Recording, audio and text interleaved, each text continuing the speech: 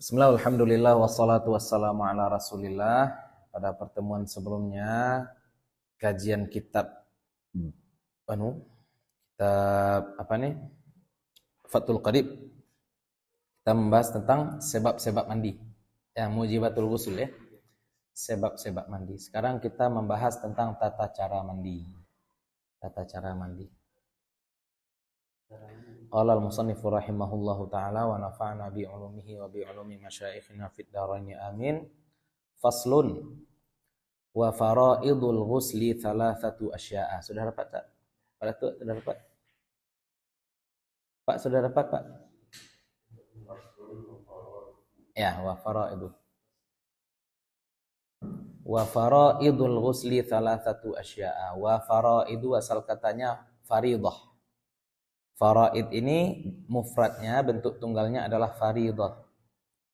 Nah, maka faraid di sini maksudnya apa? Fardu atau rukun ghusl, mandi. Perhatikan beda harkat, beda arti. Kalau ghuslun itu artinya mandi, kalau ghaslun artinya membasuh. Ghaslun membasuh, kalau ghuslun mandi. Dan rukun mandi salah satu asya'a, ada 3 sesuatu. Ahaduha, ya, yang pertamanya an-niyatu, niat. Fayanwil junubu, maka berniat orang junub. Orang berjunub ini, orang junub ini apa yang dia niatkan? Raf'al janabati. Boleh dia niat apa? Mengangkat junub, mengangkat janabah. Sengaja aku mandi junub kalau bahasa Indonesia. Maksud mandi junub itu apa? Mandi mengangkat junub. Awil hadatsil akbari, atau mengangkat hadas besar. Sengaja aku mandi untuk mengangkat hadas besar. Wa nahwa dzalika, atau sengaja aku mandi besar, boleh juga. Ya, sengaja aku mandi besar. Wa nahwa dzalika, dan yang semisal demikian. Yang semisal itu berarti luas sebenarnya cakupan. Yang penting dia tahu bahwasanya ini bukan wudu nih. Ini mandi lebih tinggi hadasnya daripada wudu. Wa tanwil haidu wan nufasa'u, dan berniat perempuan haid dan perempuan nifas. Ya, perempuan haid dan perempuan nifas apa niatnya? Raf'a hadatsil haidhi wan nifasi, mengangkat hadas haid dan nifas. Ini kenapa? Karena secara bahasa haid dan nifas itu bukan junub, tapi di atas junub. Haid dan nifas itu bukan junub, tapi di atas junub. Sekarang posisi orang berhadas ada 3. Hadas kecil sebabnya 6. Hadas besar? Hadas kecil sebabnya 4. Hadas besar sebabnya 6. Ya, tapi haid dan nifas itu lebih dari sekedar hadas besar. Kita lihatnya dari mana? Memang haid dan nifas itu kan menyebabkan mandi. Tapi dalam pantangan beda. Pantangan hadas kecil 4. Tidak boleh sholat, tidak boleh tawaf, tidak boleh menyentuh Quran, tidak boleh membawa mushaf. Pantangan orang hadas besar 4 ini tambah tidak boleh baca Quran dan tidak boleh berdiam diri di masjid. Pantangan perempuan haid tambah 5 lagi. Ya enggak? Tidak boleh apa lagi? Hubungan badan, tidak boleh kena talak, tidak boleh baca Quran, tidak boleh lewat di masjid. Tidak boleh berwudu dengan niat mengangkat hadas ataupun mandi dengan niat mengangkat hadas. Ada 11 pantangan bagi perempuan haid. Ya. Karena posisinya ini di atas hadas besar. Di atas hadas besar, makanya perempuan haid dan nifas ini niatnya mengangkat hadas haid, mengangkat hadas nifas. Seperti itu. Jadi perempuan haid tidak boleh ditolak, tapi tolaknya sah. Tolaknya sah. Nah, itu tolak bid'i namanya. Ya, tolak bid'i namanya. Untuk suami ya.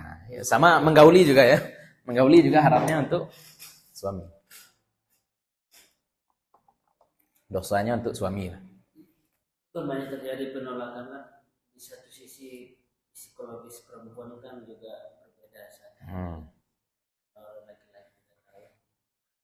Ini kan makanya derajatnya ya. Ya. Dah, tahu nggak gimana yang aman? Nggak usah nikah. Orang yang tidak menikah, orang yang tidak nikah tak akan merasakan pahitnya perceraian. Orang yang nikah nggak tahu juga hubungan indahnya pernikahan. Sama dengan orang yang tidak punya otak, tidak akan tahu gimana rasanya Gimana pusingnya mikir. Itu pola pikir aneh. Tapi beberapa saya teliti penyebab perceraian itu kadang-kadang memang posisi perempuannya sedang apa ya, sedang haid. Ya, Itu sih banyak satu perempuan haid itu mempermasalahkan sesuatu yang tidak masalah gitu. Nah, santai aja lah kita jadi suami. Ya, saya pribadi ada masa-masa marah dengan saya. Kalau istri itu berbuat salah pada saya tidak marah. Biasanya saya tidak akan marah. Istri berbuat salah pada saya. Tapi kalau istri berbuat salah berkaitan dengan anak, saya marah. Kalau saya dengan istri saja, misalkan perempuan bercanda kan mukul-mukulin, gitu kan, mukul-mukul gitu. Saya biasa aja. Tapi kalau dekat anak dia seperti itu, saya marah itu. Karena anak tidak tahu ini pukulan apa. Yang anak tiru adalah mukulnya. Ya, yang nampak. Saya marah itu. Tahu istri saya tidak buatkan kopi itu biasa aja. Apa susahnya bikin kopi gitu kan. Tapi kalau istri misalkan anak nyapa tapi dia diam-diam aja. Misalkan dia ngambek dengan saya sebenarnya gitu kan. Ya, tapi dia gara-gara ngomong, gara-gara berganyinya dengan saya, ya. Dengan anak pun dia jadi dingin, saya marah itu. Kamu kalau bermasalah dengan saya, cukup dengan saya, jangan bawa anak. Ya, perempuan kadang-kadang seperti itu, mempermasalahkan yang anak masalah. Kadang-kadang beda nada, enak. Jadi masalah bagi perempuan. Dan itu tabiat perempuan. Udah makan belum? Udah. Itu tersinggung perempuan. Kenapa? Harusnya apa jawabannya? Udah sayang. Kacau. Perempuan. Beda intonasi, beda perlakuan. Makanya kita juga sebenarnya laki-laki sering tersinggung itu bukan karena esensi sesuatu, tapi karena cara penyajian sesuatu. Ya, makanya jangan gampang-gampang tersinggung. Kita itu tersinggung karena kita sendiri kebanyakan, bukan karena sesuatu memang patut kita tersinggung. Nah. Lanjut.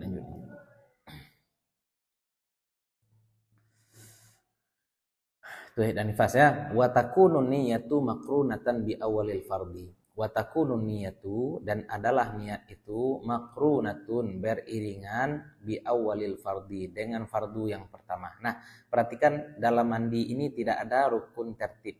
Jadi tidak harus basuh kepala dulu. Boleh mandi itu basuh kaki dulu. Boleh mandi itu basuh tangan dulu. Kalau wudu kan harus wajah, tangan, kepala, kaki. Kalau mandi enggak. Makanya di sini disebutkan apa? Bi awalil fardhi. Itu aja sebut. Dengan bagian pertama yang kita basuh.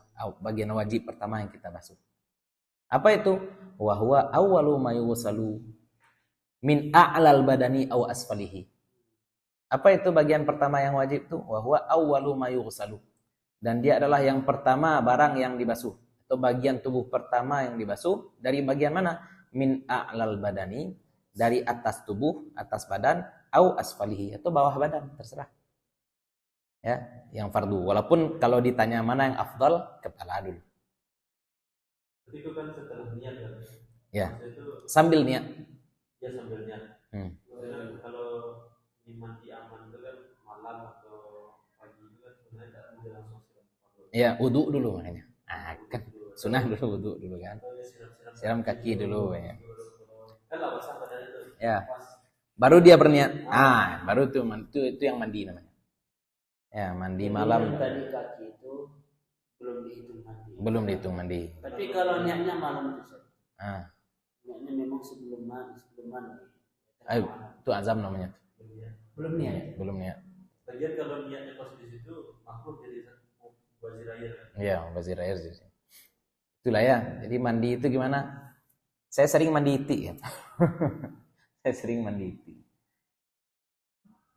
Mandi iti itu mandi nak pakai sabun. Misalkan kita mau tidur, tapi kita maunya tidur tidak dalam kondisi junub. Udah kita masuk kamar mandi terus mandi aja, mandi 2 gayung gitu. Sekedar mengangkat hadas. Tidak pakai sabun, tidak pakai apa-apa gitu ya. Siram aja badan. Dasar. Jadi nanti mandi pagi mandi pakai sabun. Ini yang baru banyak habis air.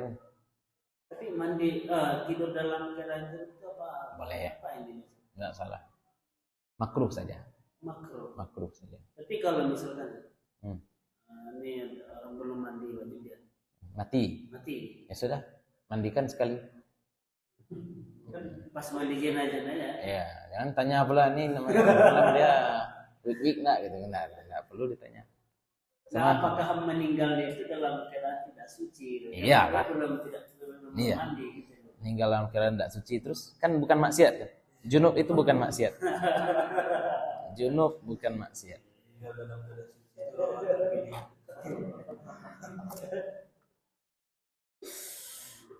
Itulah repot ya.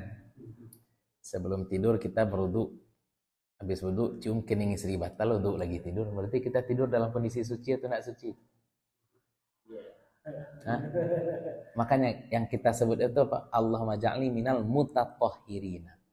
Bukan minat tahirina, perhatikan. Lah kalau dalam ilmu saraf, tatahhara yatatahharu, tatahhara yatatahharu, tatahhuran, mutatahharan, fahuwa mutatahhirun. Itu sama dengan takhasya'a yatakhasya'u, takhasyu'an. Kita berdoa pada Allah itu apa?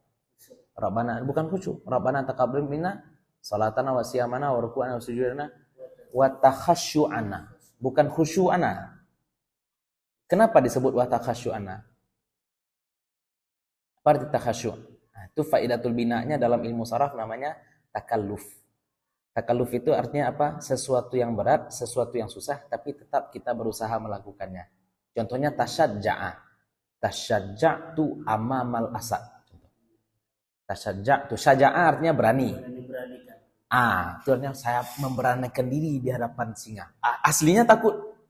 Tapi saya beranikan diri saya. Itu faidahnya. Kalau takhasya'a artinya apa?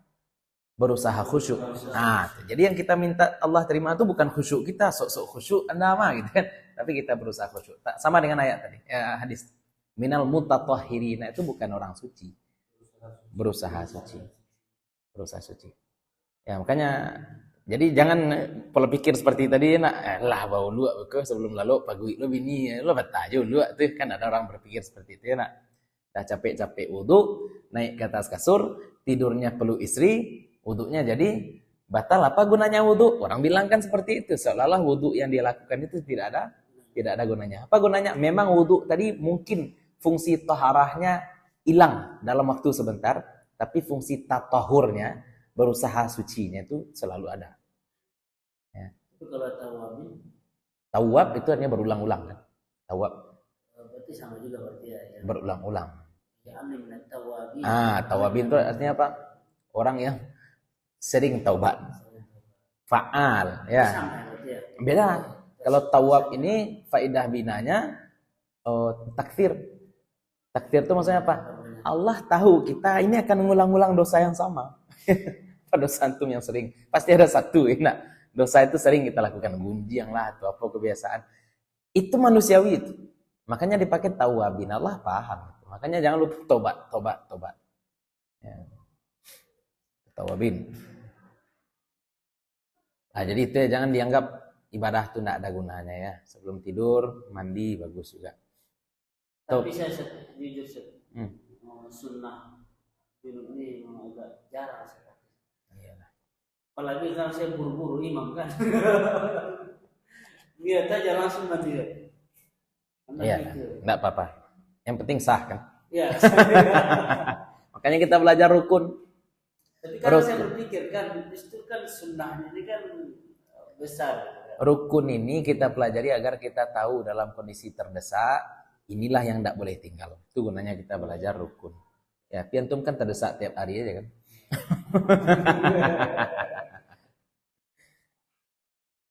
Gila ya. Apa itu yang wajib? Wahwa awwalu ma yusallu, dan dia adalah bagian pertama yang dibasuh min a'lal badan, dari bagian atas badan, au asfalihi atau bagian bawah badan.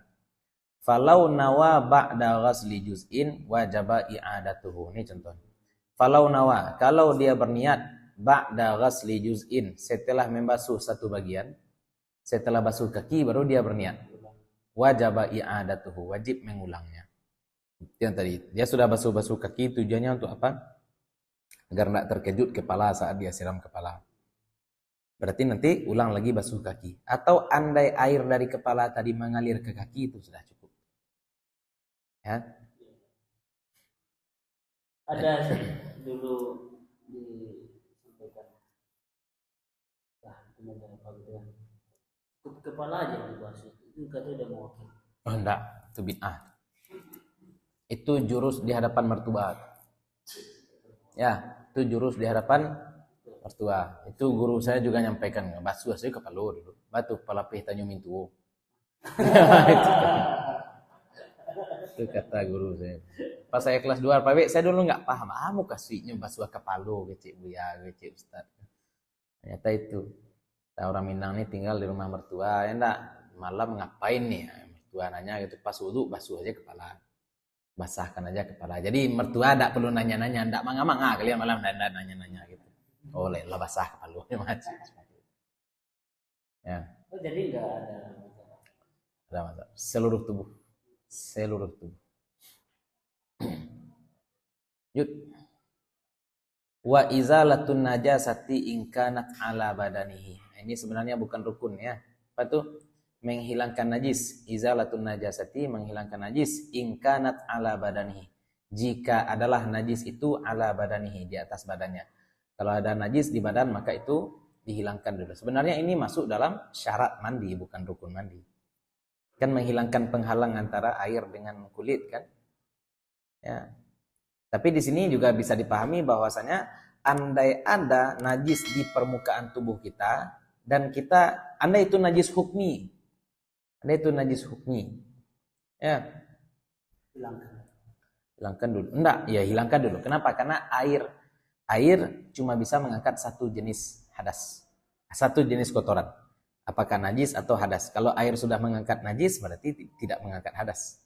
Kalau air sudah mengangkat hadas berarti tidak mengangkat najis, seperti itu. Makanya dihilangkan dulu najis. In kanat ala badanihi. Artinya al-mughtasil, badan orang yang mandi. Wa hadza ma rajjahahu ar-Rafi'i, dan ini ma rajjahahu ar-Rafi'i. Apa yang dirajihkan oleh Imam Rafi'i. Ini yang dirajihkan oleh Imam Rafi'i.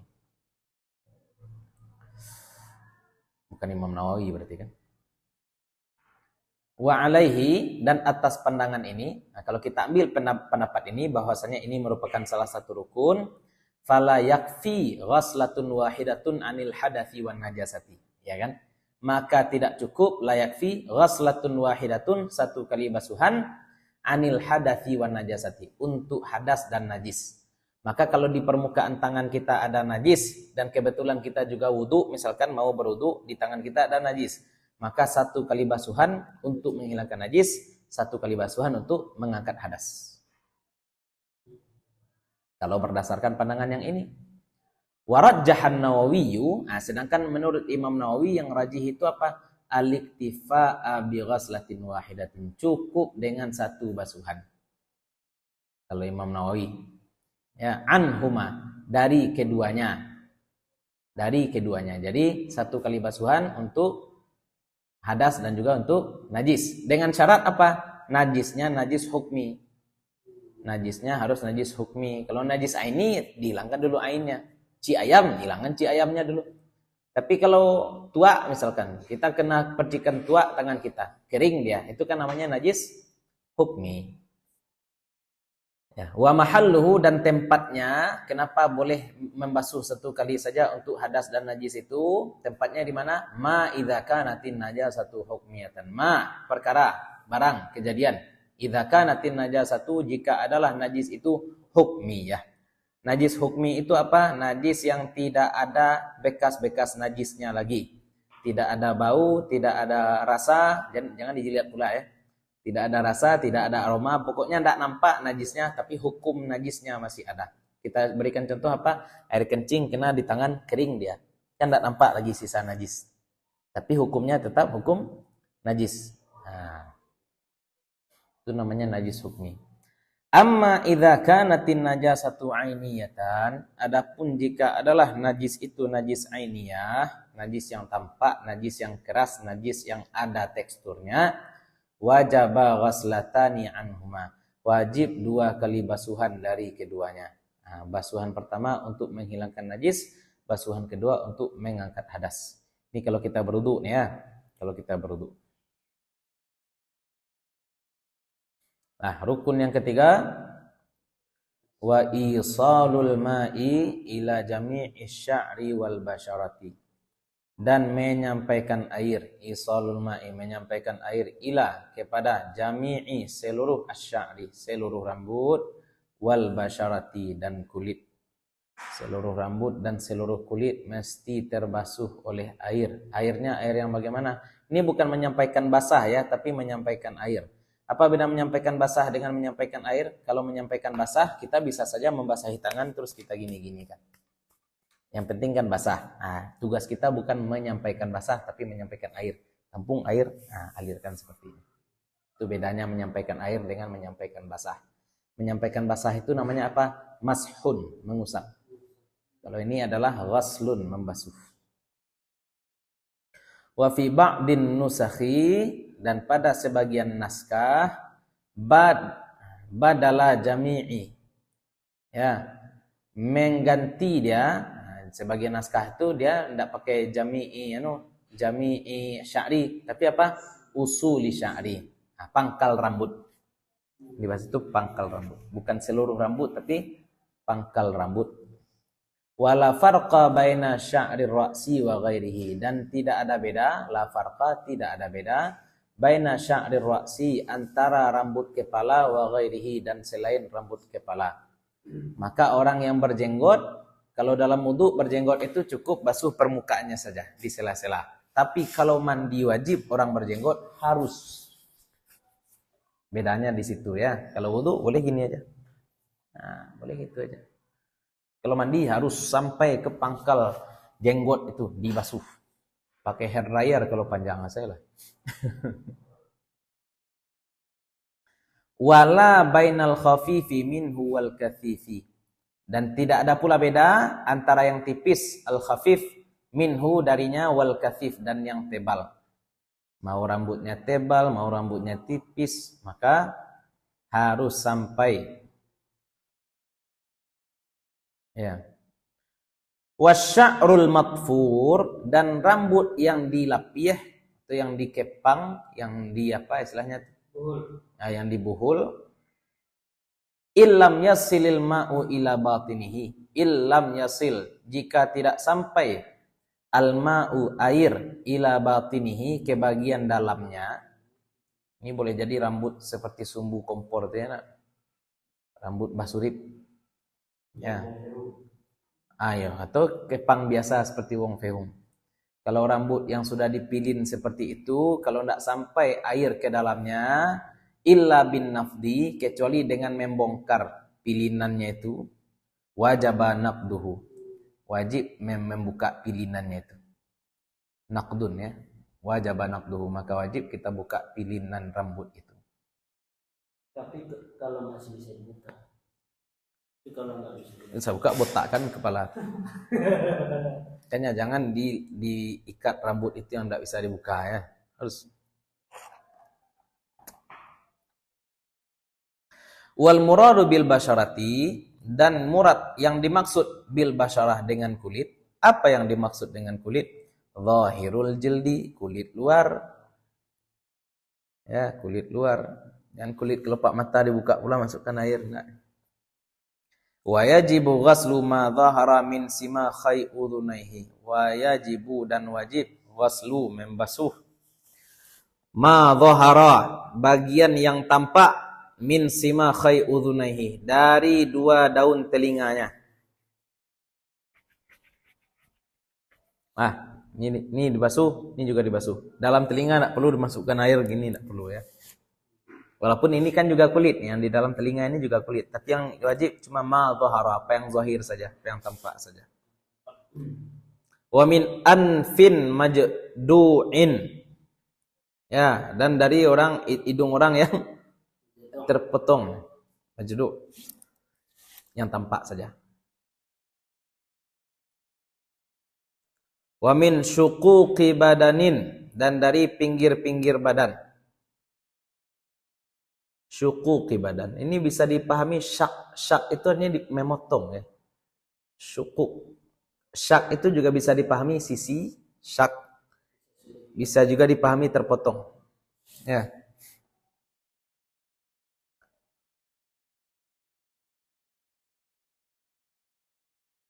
Nah, maka harus dibasuh bagian yang yang tampak-tampaknya saja.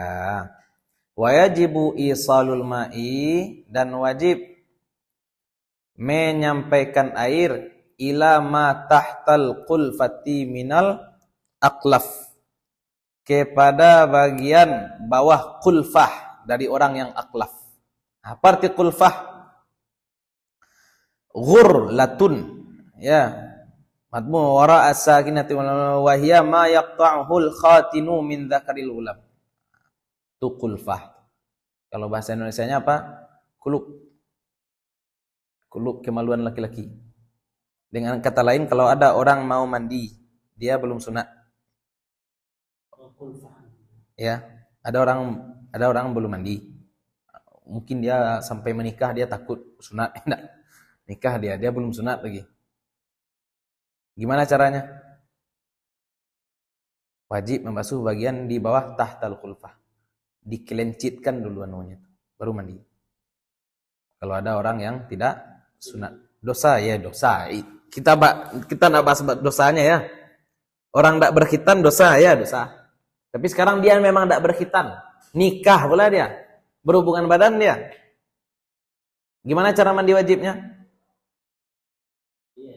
Nah, kepala kemaluan harus dibasuh. Sedangkan sekarang kepala kemaluannya tertutup oleh qulfah itu. Terus gimana jadinya? Dikelencitkan dulu. Saya enggak tahu bahasa Indonesianya ya, bayangkan aja ya. Kelencian. Nah, baru dimandikan. Minal aqlaf, dari orang yang punya kulub itu. Wa ila ma yabdu min farjil mar'ati, dan wajib pula menyampaikan air kemana? Wa ila ma yabdu, kepada bagian yang tampak min farjil mar'ati, dari kemaluan perempuan. Inda qu'udiha, ketika dia duduk, liqada'i hajatiha, untuk buang hajat. Ini mohon maaf ya, perempuan kalau berdiri itu gadis saja nampak. Tapi kalau jongkok ada yang terkembang.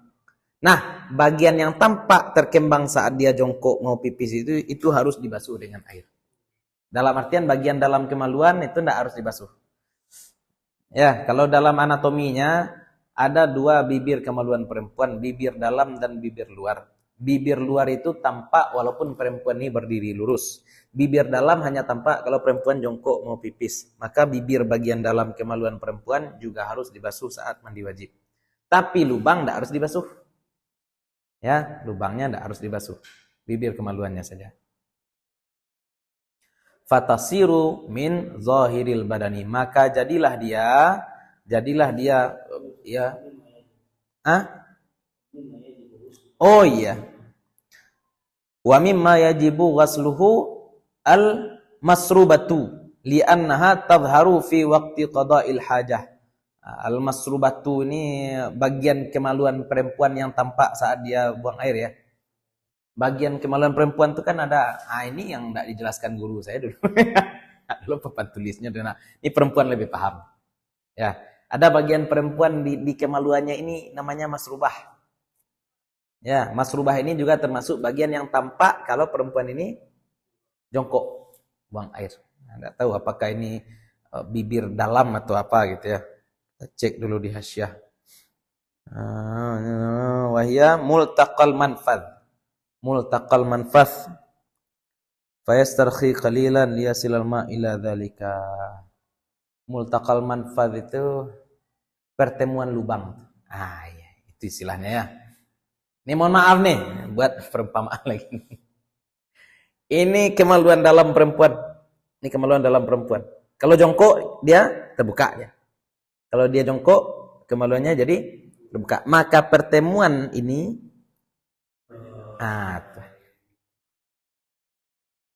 kenapa? Karena ini saat dia jongkok nampak. Ya, saat dia jongkok nampak pertemuan itu. Masrubah. Mimma yajibu ghuslu al-masrubah. Li'annaha tadhharu, karena dia tampak fi waqti qada'il hajah, pada waktu menunaikan hajat. Fatasiru min zahiril badani, maka jadilah dia di antara zahir badan. Berarti dia adalah bagian badan yang zahir juga. Lah sampai situ dulu ya. Pertemuan selanjutnya kita akan membahas tentang sunnah-sunnah mandi. Hari ini rukun-rukun mandi. Sunnah-sunnah mandi ini lebih banyak daripada rukun ya. Sunnah mandi lebih banyak daripada rukun. Baru nanti kita bahas makruh mandi. Itulah barangkali. Wallahu taala a'la wa a'lam.